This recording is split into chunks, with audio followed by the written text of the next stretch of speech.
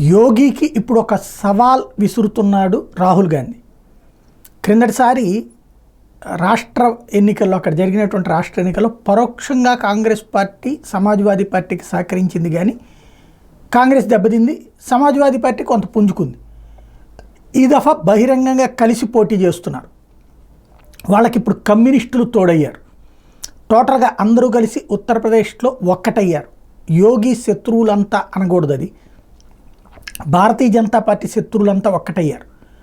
మైనారిటీలని polarise చేయటం, దేశంలోని వివిధ ప్రాంతాల్లో ఉన్నటువంటి మైనారిటీలు అక్కడ ఓటు హక్కు తీసుకున్నారు, వాళ్ళు అక్కడికి వచ్చి ఓటేస్తారన్నటువంటి ఒక నమ్మకం.